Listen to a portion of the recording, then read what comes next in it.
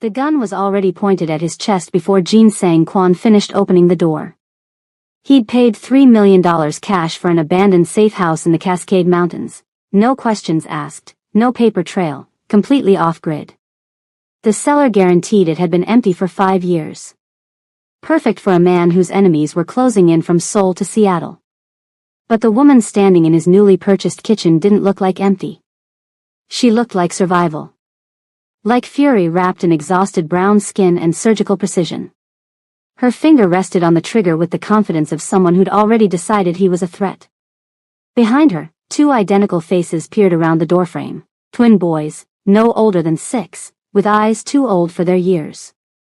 "Wrong house," she said, voice cold as the mountain air. "Turn around. Forget you saw us." Jin Sang didn't move. He'd survived 12 years in the Korean underworld by reading people, and this woman wasn't bluffing. She was terrified. And terrified people were the most dangerous kind. If you love dark mafia romance with forbidden attraction and high-stakes drama, you're in the right place.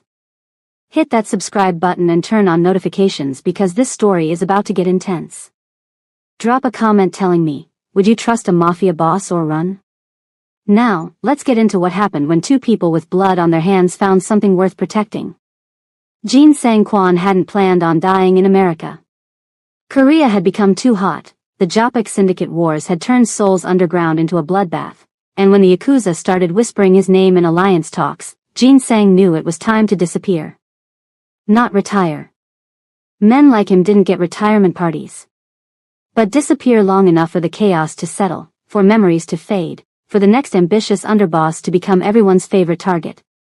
The Cascade Mountain property was supposed to be his ghost house.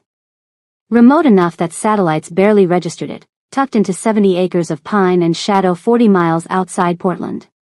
The previous owner, a Russian arms dealer who'd met an unfortunate end, had built it as a panic room with a view. Jin Sang had paid extra for the furniture to remain. For the generator. For the buried fuel tanks and the security system that didn't ping any legal grid. What he hadn't paid for was occupancy. The November rain had turned to sleet by the time his Range Rover climbed the final unmarked road.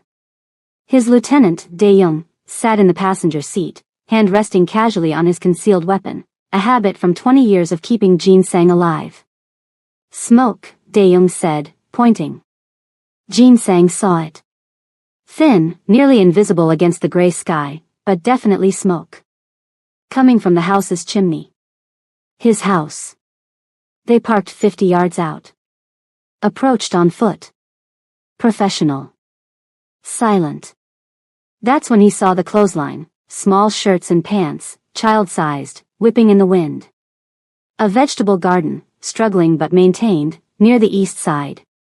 Fresh footprints in the mud, too small to be an adult's. "Children," Dae-young muttered in Korean. The intelligence said empty. Intelligence was wrong. Jin Sang moved to the front door. Tested the handle. Unlocked. That alone told him whoever was inside either had nothing worth stealing or everything worth defending. He opened the door. The gun appeared instantly, Glock 19, modified grip, held in a 2-hand stance that spoke of training, not luck. The woman behind it was younger than he expected, maybe late 20s, with box braids pulled back from a face carved from bone-deep exhaustion and something harder. Something that looked like wrath, buried under survival. She wore layered clothing, all too big, probably grabbed from donation bins. Her eyes tracked both him and Dae-young with the hyper-awareness of prey that had learned to bite back. "Wrong house," she repeated. "Leave. Now." Jin Sang raised his empty hands slowly. "This is my house. I have the deed. I don't care if you have a signed letter from God. We were here first." "For how long?" Her jaw tightened. "Long enough." One of the twins, boys, he saw now, with their mother's dark eyes and matching buzz cuts, whispered something. The woman's grip shifted microscopically.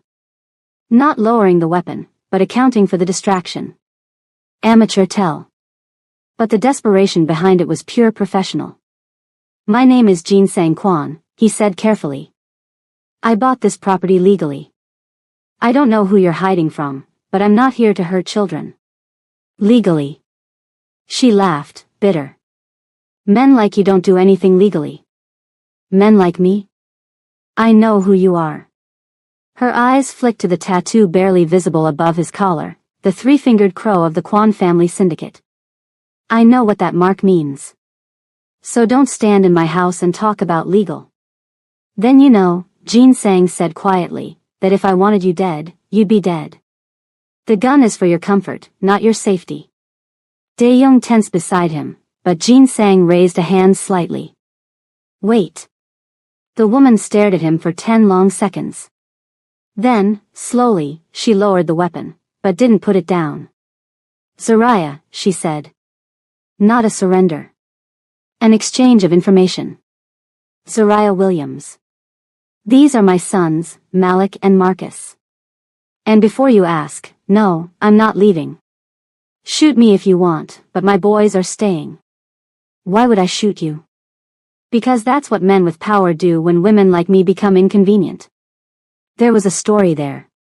Jin Sang could taste it, metallic and dark, like blood in water. He lowered his hands. I came here to disappear, not to displace refugees. Tell me what you're running from. Why would I tell you anything? Because I'm a bastard, Ms. Williams, but I'm not wasteful. You've maintained this property. The garden, the structure, the chimney repair I can see from here. You've been useful. I respect useful. Respect. She said it like a curse. Is that what you call it in the Mafia? I call it leverage. You need a place to hide. I need information about who might know about this location. We can help each other. Or you could kill me and take what you want. Jin Sang smiled, cold and precise. If you believe that, you'd have shot me when I opened the door. You're many things, Ms. Williams, desperate, exhausted, clearly dangerous when cornered. But you're not stupid. So let's skip the theater and talk like adults. Zariah stared at him. Then, finally, she engaged the safety and set the gun on the table, within reach, he noted. Always within reach. They call me Black Widow, she said. Want to guess why? The story came out slowly, with Dae-young standing guard and the twins eating the instant noodles Jin Sang had Dae-young prepare from their supplies. Zariah spoke in the flat, affectless tone of someone who told this story to police, to lawyers, to empty rooms at 3 in the morning when sleep wouldn't come. Her husband, Terrence Williams, had been an accountant. Boring job, good man, loved his sons.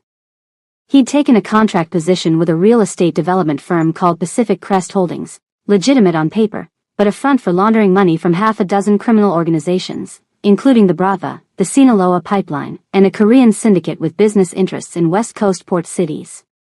Terrence had been good at math. Too good. He'd noticed the patterns, the shell companies, the inflated invoices, the properties purchased with cash and left empty. He'd started documenting it. Quietly. Carefully. Not carefully enough. They made it look like a robbery, Zariah said, staring at nothing. Shot him outside our apartment. Took his wallet, his watch.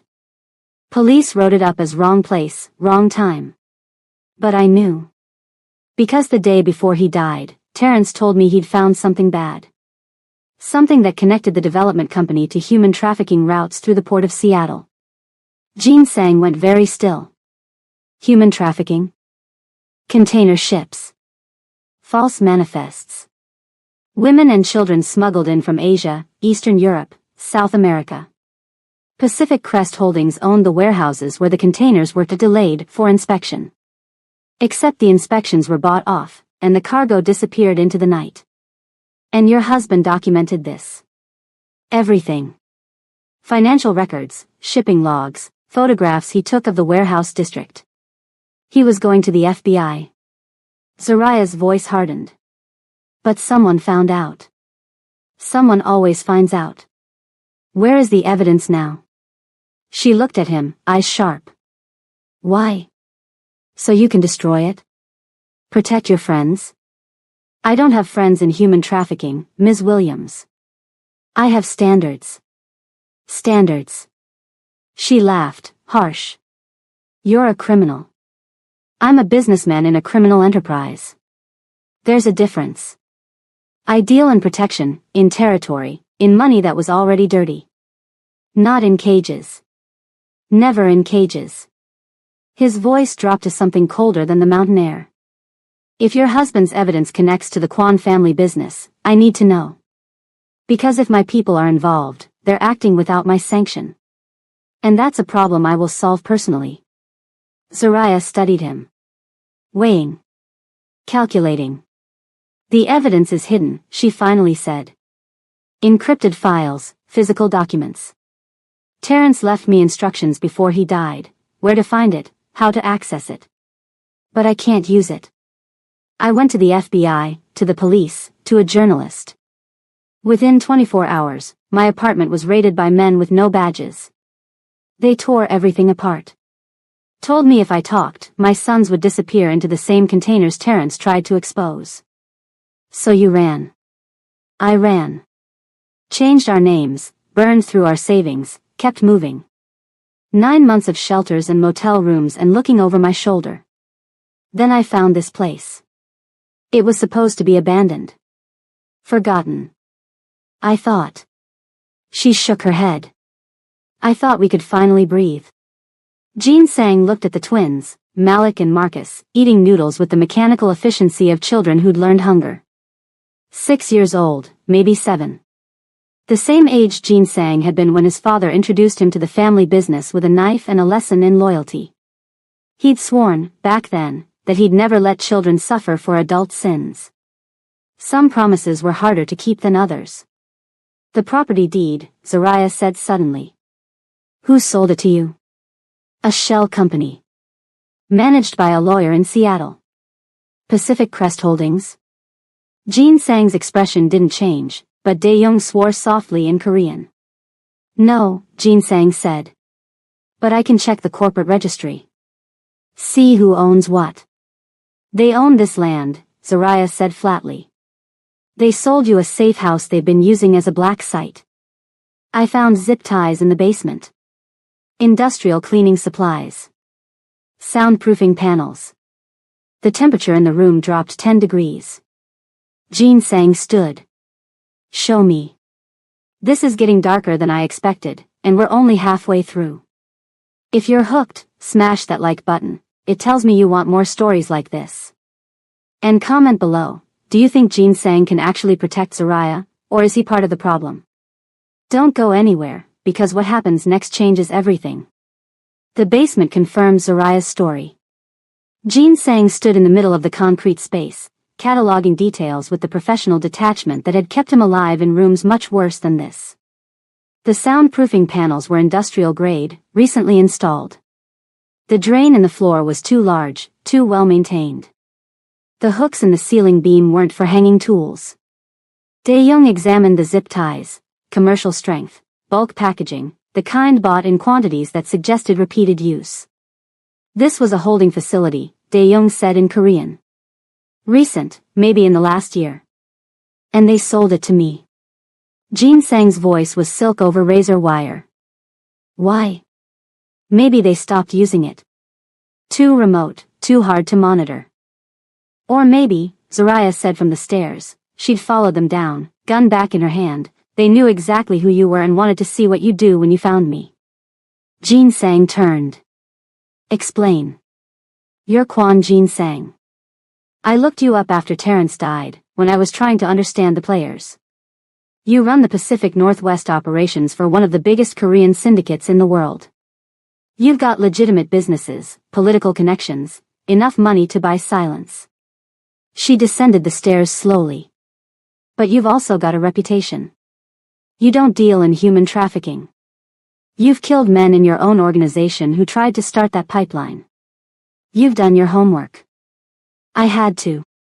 Because when I saw that tattoo on your neck, I had about 5 seconds to decide if you were here to kill me or if you were my only chance at staying alive. And which did you decide? Zariah met his eyes. Still deciding. The moment stretched between them, dangerous, electric, weighted with the kind of tension that came from two predators circling each other, trying to determine if they were enemies or allies. Jin Sang broke it first. You're right about my reputation. Human trafficking is a line I don't cross. It's also a line I enforce. If Pacific Crest Holdings is operating in my territory without my knowledge, using my purchased property as a black site, then someone is moving against me. Or testing you, Zaraya said. Explain. You disappeared from Korea. Suddenly, quietly. That suggests weakness to your enemies. What better way to test if you're still a threat than to see if you'll ignore a trafficking operation in your own backyard? If you do nothing, they know you're weak. If you act, they know where you are. Jin Sang smiled, sharp, dangerous, genuinely impressed.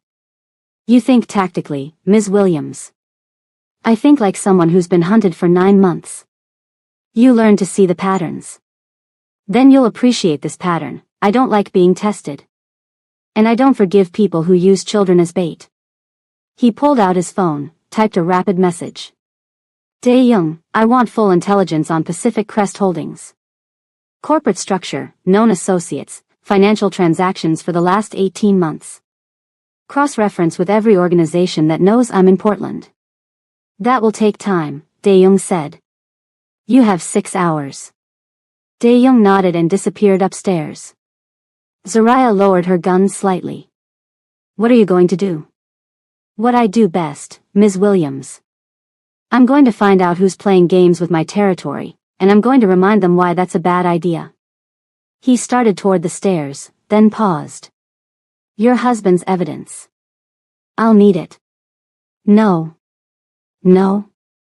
That evidence is the only thing keeping me alive. The moment I hand it over, I'm disposable. You're disposable right now, Jin Sang said bluntly. You're a woman with no money, no protection, and 2 children. The only thing keeping you alive is luck and geography. I'm offering you something better. What? Alliance. You give me the evidence. I use it to destroy Pacific Crest Holdings and everyone connected to it. In exchange, I protect you and your sons. Legitimate protection.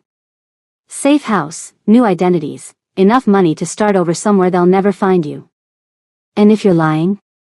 Then you die. But you're going to die anyway if you keep running on your own. At least this way, you have a chance. He met her eyes. And your sons have a future. Zaraya's hand tightened on the gun. I don't trust you. Good. Trust is for fools. But you can trust this. I want the people who used my property for trafficking dead more than I want you dead. That makes us temporary allies. Use me, Ms. Williams. Before someone else finds you. She stared at him for a long moment. Then, the evidence is in a storage unit in Tacoma. Paid up for another 3 months under a false name. Give me the address. After you prove you're serious. After you show me you can actually protect my sons. Jin Sang smiled. Careful, Ms. Williams. You're negotiating like you have leverage. I do. You need what I have. That's leverage enough. He laughed, genuine, surprised, dark. I like you. That's unfortunate. Why unfortunate? Because liking people is a weakness in my world. And I can't afford weakness right now. He walked upstairs, leaving Zaraya in the basement with the hooks and the drain and the evidence of atrocities. She stood there for a long time, hands steady on the gun, heart hammering against her ribs. Then she followed him up. Because he was right about one thing, she was going to die if she kept running alone. And she'd promised Terrence, as he bled out on the pavement, that she'd keep their sons safe. Even if it meant making a deal with the devil. Jin Sang spent the next 3 days proving himself. First, he moved Zaraya and the twins into the main house, not the basement, not the cold eastern wing, but the master suite with the fireplace and the reinforced windows and the panic room hidden behind the bookshelf. He had Dae-young install a secondary security system, one that only Zaraya controlled. Why? She'd asked, suspicious. Because if you don't feel safe, you'll run. And if you run, I lose access to the evidence. Pragmatism, Ms. Williams. Not kindness. But he'd also had medical supplies delivered. Good ones. And clothes for the twins, sized correctly. And food, real food, not just dried goods and canned soup. Malik had looked at the fresh fruit like it was treasure. Marcus had cried. Zariah had watched Jean Sang carefully, trying to reconcile the man who ordered executions with the man who remembered that 6-year-olds needed vitamin C. Second, Jean Sang made his move against Pacific Crest Holdings.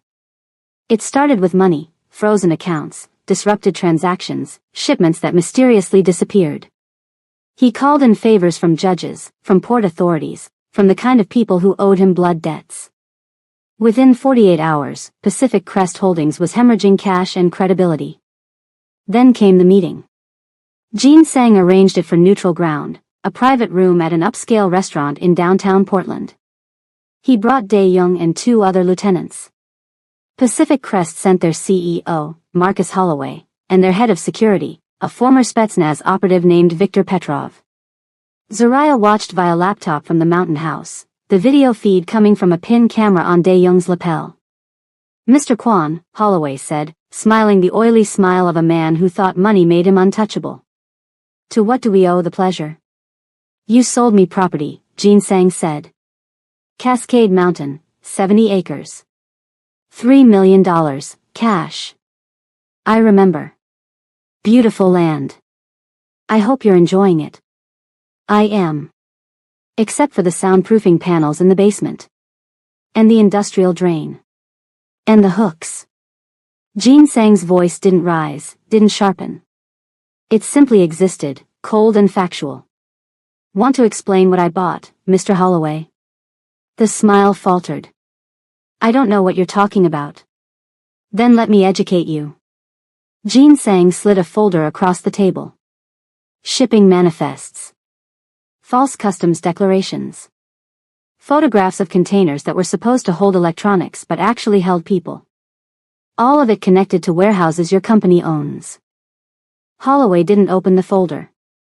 That's absurd. We're a real estate development firm. You're a money laundering front for human traffickers. And you've been operating in my territory without permission.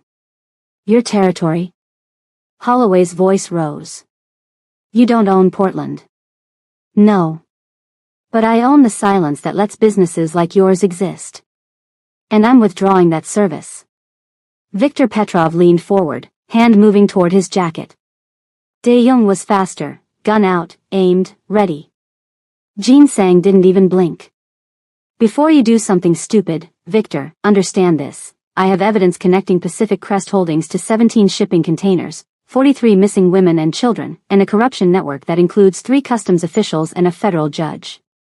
That evidence is currently in a lawyer's possession with instructions to release it to the FBI, the Seattle Times, and CNN if anything happens to me. You're bluffing, Holloway said. Am I? Jean Sang smiled. Test me. Please.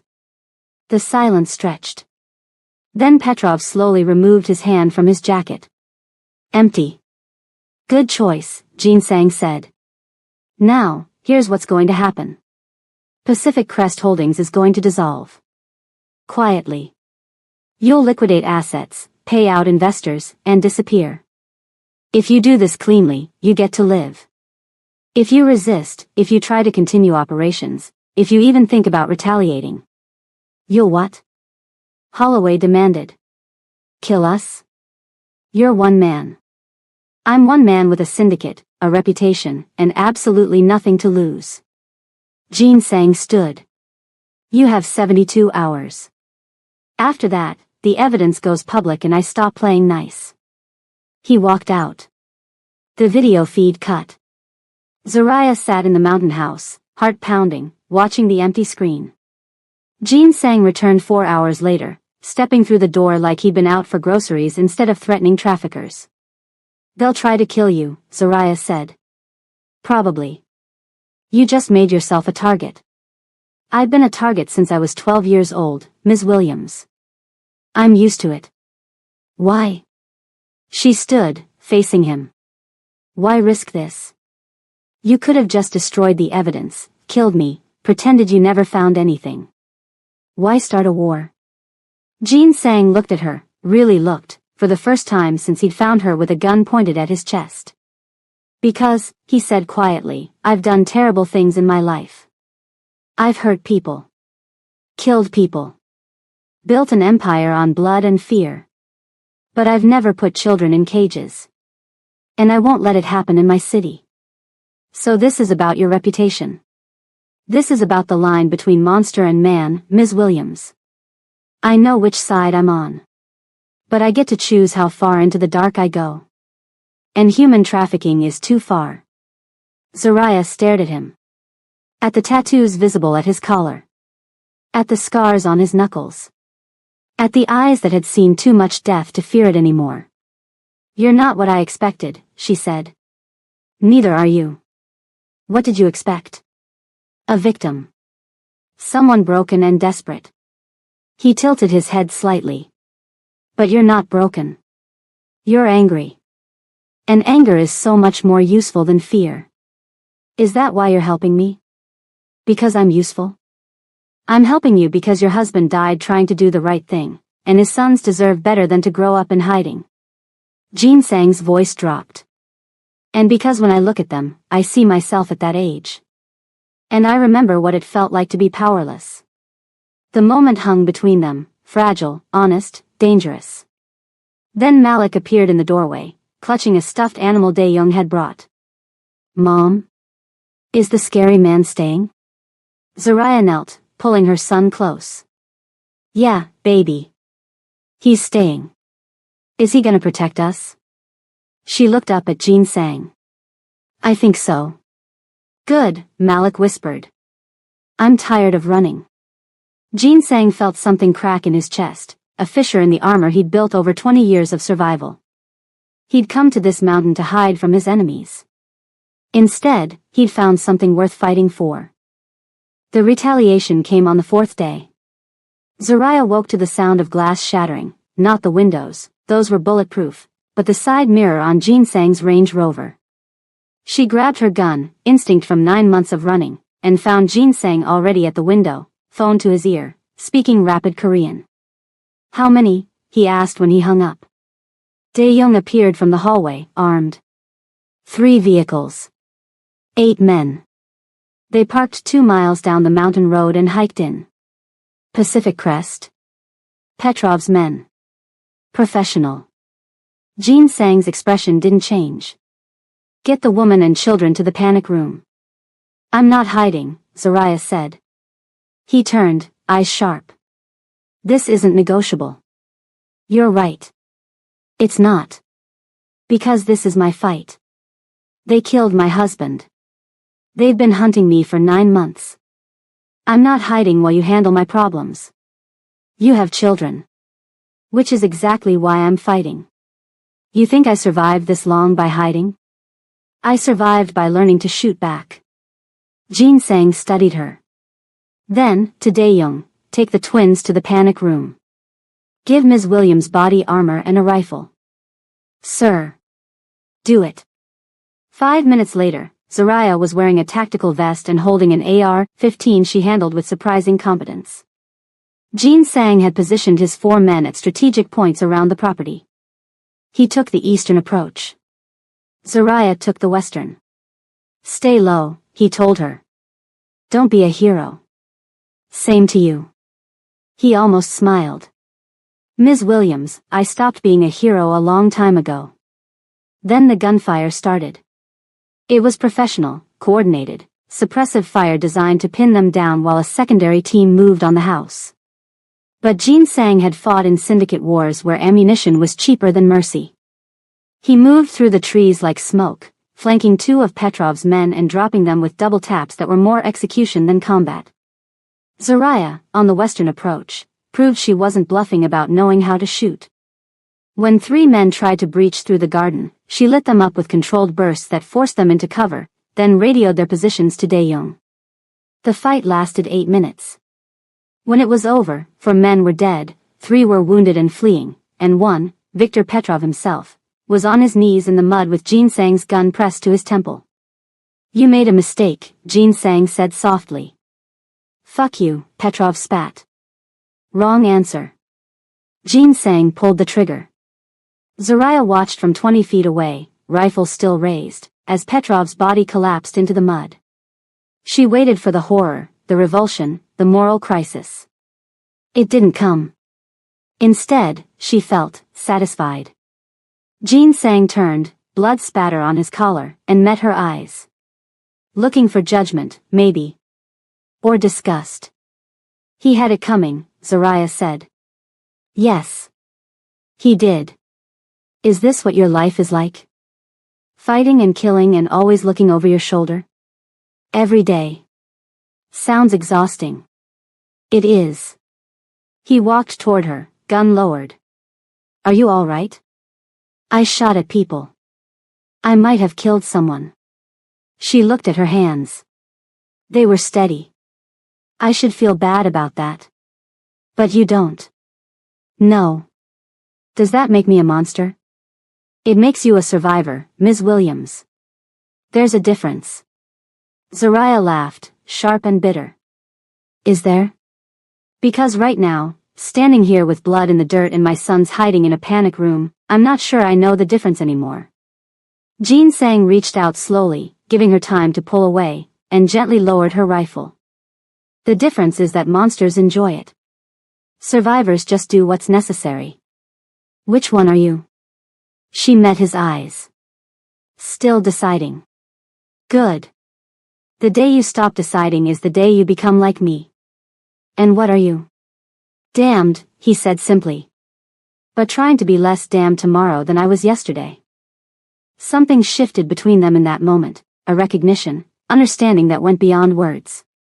They were both people who'd seen too much, survived too much, compromised too much. Both trying to protect something precious in a world that wanted to take everything. Dae-young interrupted. Sir, we need to clean this up and move. Police will investigate the gunfire.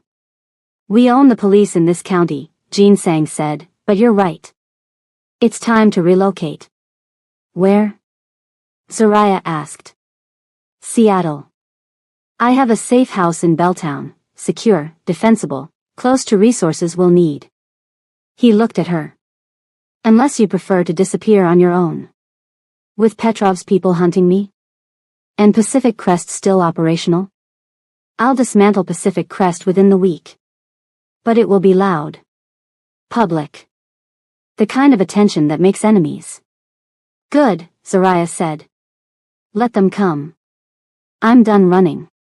Jean Sang smiled, a real smile this time, sharp and dark and genuinely pleased.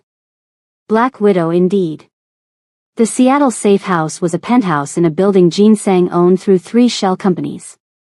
Bulletproof windows, reinforced doors, enough security to make a paranoid dictator feel safe.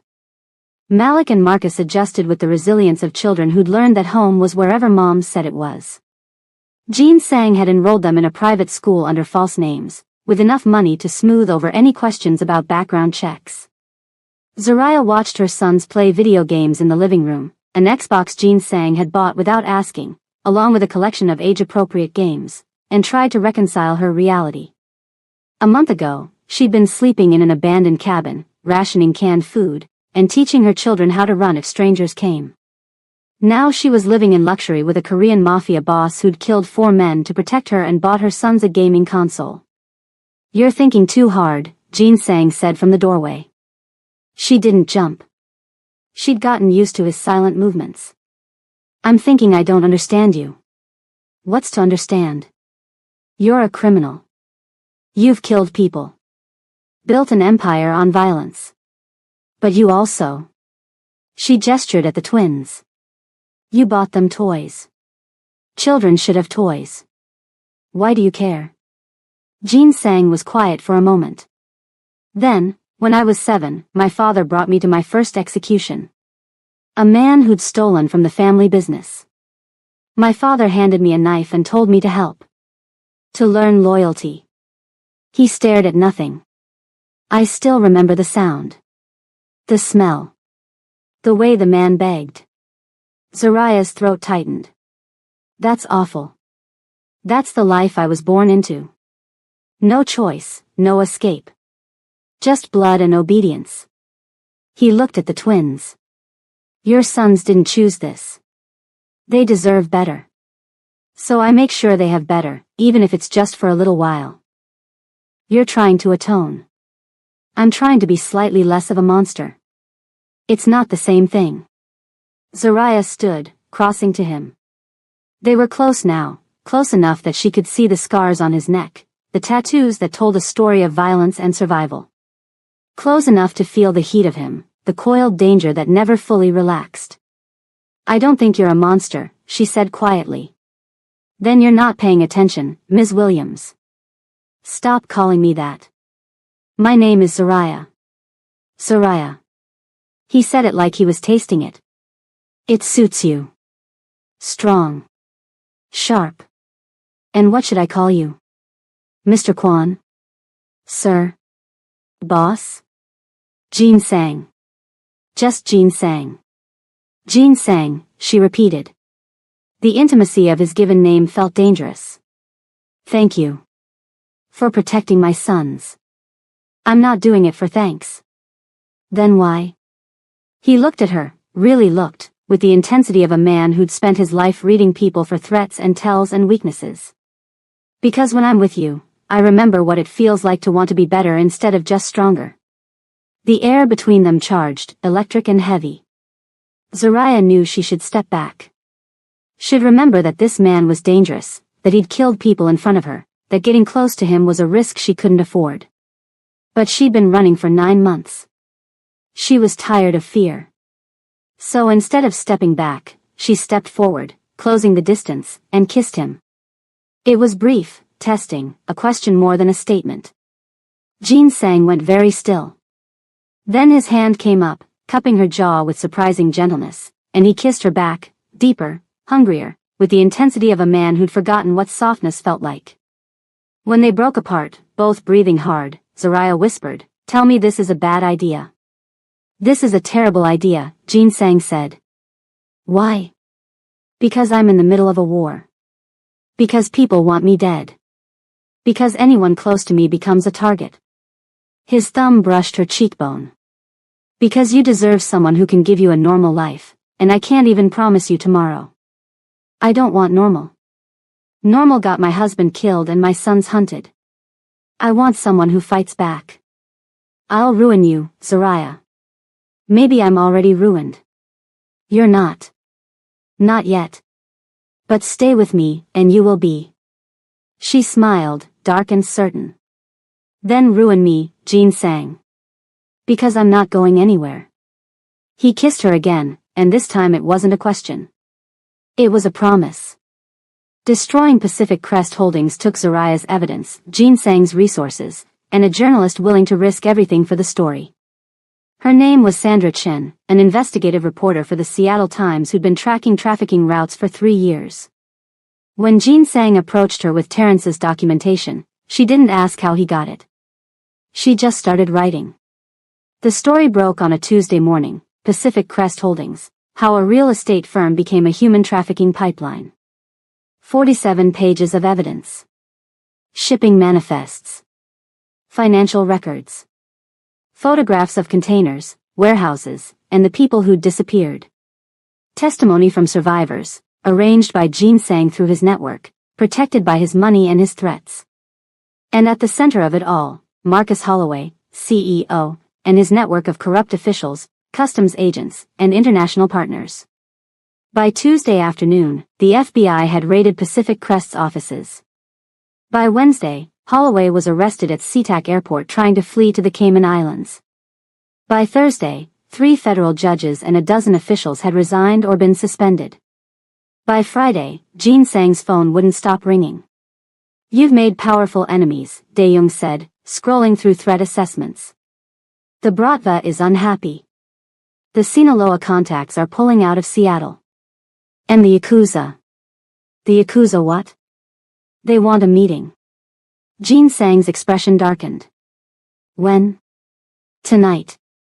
Neutral ground. They're sending Takashi Yamamoto." Zariah, listening from the kitchen where she'd been making coffee, tensed. She'd learned enough about Jean Sang's world to know that name. Takashi Yamamoto wasn't just Yakuza, He was the Yakuza, the Oyabun who controlled the entire West Coast operation. What do they want? She asked. To find out if I'm weak or if I'm insane, Jin-sang said. Destroying Pacific Crest hurt their money pipeline. They'll want compensation. Or blood. And if you don't give them either? Then we go to war with the Yakuza. Which means a lot of people die, including possibly us. Zaraya set down her coffee. Can you win? Maybe. If I'm willing to burn everything I've built and turn Seattle into a war zone. He looked at her. Is that what you want? More violence? More death? I want my son safe. Then I'll meet with Yamamoto. Try to negotiate. And if negotiation fails? Then I'll kill him and deal with the consequences. Zaraya crossed to him, taking his face in her hands.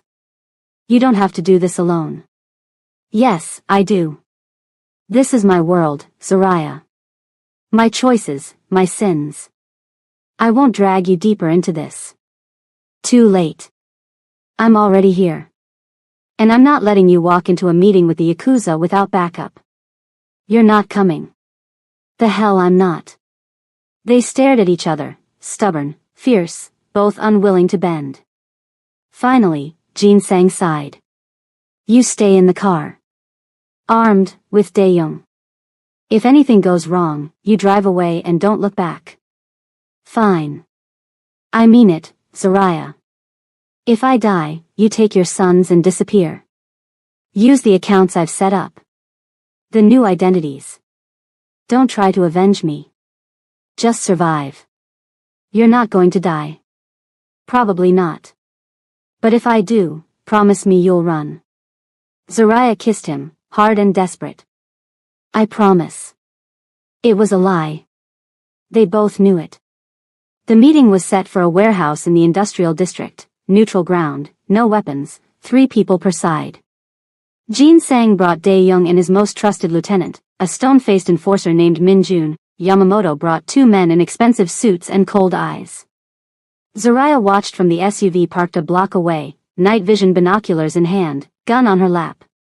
He's good at this, Dae-young said quietly, watching the warehouse. Negotiation. De-escalation. He'll find a way. And if he doesn't? Then we get you out of Seattle before the shooting starts. Inside the warehouse, Jin-sang faced Takashi Yamamoto across a folding table, 2 apex predators, measuring each other. Kwan-san, Yamamoto said in accented English. You've caused quite the disruption. I eliminated a trafficking ring operating without sanction in my territory, Jin-sang replied in flawless Japanese. That's good business. It was our business. Pacific Crest moved product for us. Containers, routes, distribution. You've cost us $17 million in lost revenue. Then you should have asked permission before operating in Seattle. This is Kwan territory. Has been for 6 years. Territory you abandoned when you fled Korea. I didn't flee. I relocated. There's a difference. Yamamoto smiled, thin and dangerous. Is there? Because from where I sit, you look like a man hiding from his failures. And now you're making noise, drawing attention, disrupting business. That suggests weakness. Or desperation. It suggests standards, Yamamoto-san. I don't traffic in human beings. I made that clear when I took this territory. Anyone who violates that policy answers to me. Even if it means war with the Yakuza. Even then. The silence stretched. Then Yamamoto laughed, genuine, surprised. You're either very brave or very stupid, Kwan-san. I'm practical. Human trafficking brings federal attention. Task forces, investigations, the kind of scrutiny that hurts all of us. Pacific Crest was a liability. I removed it before it became everyone's problem. And made yourself rich and righteous in the process. I made myself clear. This is my city. These are my rules. If you want to do business in Seattle, you do it my way. Otherwise. Jin-sang shrugged. There are other ports. Yamamoto studied him. You've changed since Korea. You used to be more flexible. I used to be a lot of things. Now I'm just tired of cleaning up other people's mistakes. Or perhaps, Yamamoto said softly, you found something worth protecting. I hear you have a woman. African American, 2 children. Living in your penthouse. Jin Sang's expression didn't change, but his hand moved fractionally closer to the gun hidden at his back. Careful, Yamamoto-san. You're about to make this personal. It's already personal. You cost me money. I want compensation. Name your price. The woman. And the evidence she has. No. Then we have a problem. Yes, Jin Sang said quietly. We do. Outside, Zaraya saw the body language shift, Jin Sang's shoulders tightening, Yamamoto's men reaching for weapons. Something's wrong, she said. Dae-young swore. He's going to fight. Then so am I. Zaraya opened the car door. Wait. But she was already moving, rifle in hand, crossing the street toward the warehouse with the lethal purpose of a woman who'd made her choice. She kicked open the side door just as guns were drawn. Nobody move, she shouted. Every head turned. Zaraya stood in the doorway, AR-15 raised, aimed at Yamamoto's head. I'm the woman you're talking about. The Black Widow. And if you think I'm some kind of leverage, you're stupid.